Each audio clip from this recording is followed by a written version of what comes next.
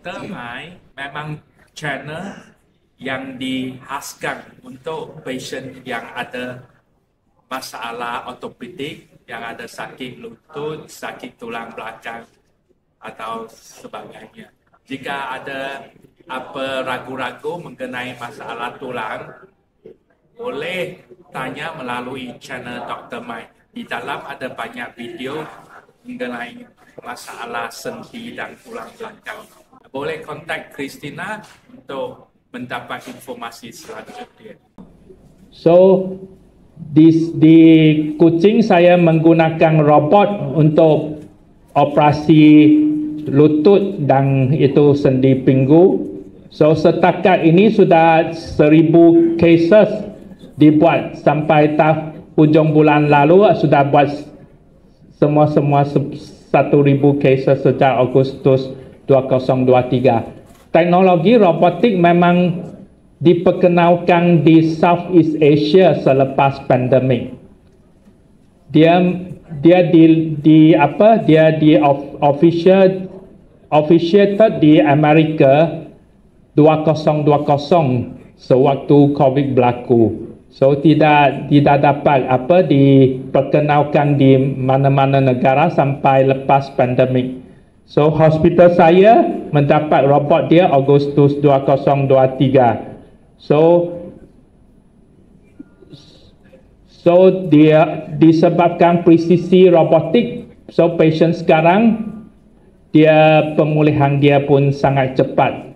So robotik presisi dia boleh sampai 96-99%. Itu sudah panggil beyond human. Maksud jika you seorang manusia, seorang surgeon yang berpengalaman 20 tahun, bagi you buat 100 case. Jika you boleh mencapai presisi 80%, you kira sangat bagus.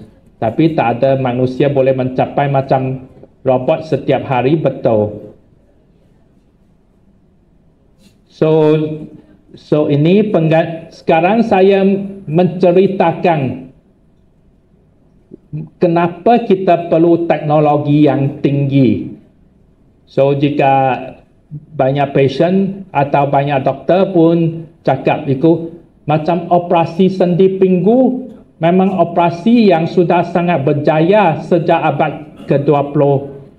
Operasi lutut pun sudah sangat berjaya sebab abad ke-20. Kenapa you mau tambah lagi teknologi? So perlukah you dapat teknologi itu untuk patient? So jika you betul-betul kerja di kepakaran ini, you tahu dia perlu. Kenapa saya terangkan? So ini sendi pinggul yang rosak.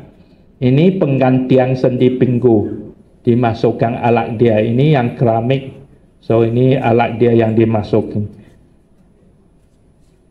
Okay. So kenapa dia perlu? So salah satu masalah penggantian sendi pinggul yang tidak dapat diselesaikan di abad ke-21, dia masalah dia dislokasi. So di abad ke-20 semua pakar ortopedik saintis mencari jalan macam mana walaupun dislokasi lepas operasi tidak sering ditemui, tapi dia masih berlaku lebih kurang 5% patient. So macam-macam inovasi dibuat, tapi tetap itu 5% tidak dapat diselesaikan. So masalah ini berlanjutan sampai lebih kurang 2018 macam itu, sebelum pandemik. Baru saintis dan pakar ortopedik faham macam mana menyelesaikan dislokasi penggantian sendi pinggul yang setakat lama itu tidak dapat difahami.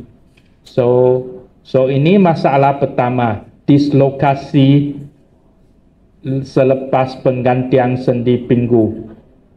Yang masalah kedua, ada sebahagian patient lepas penggantian sendi pinggul, dia otot jadi lemah.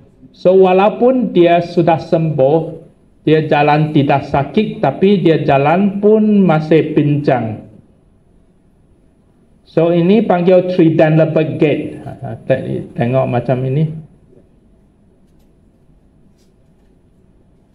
Ini yang berlaku. So walaupun total hip replacement dia dianggapi sebagai satu operasi yang sangat berhasil pada abad ke-20, tapi masih ada masalah yang tidak dapat diselesaikan.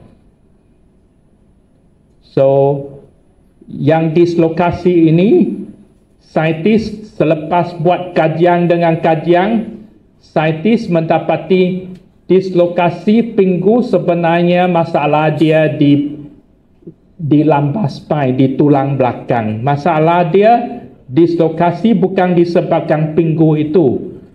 So pakar-pakar ortopedik sudah buat semua mengikut syarat-syarat macam mana tanamkan soket ini, tapi dia pun dislokasi juga. Sebab masalah dia bukan di sini, tapi disebabkan di masalah di tulang belakang ini.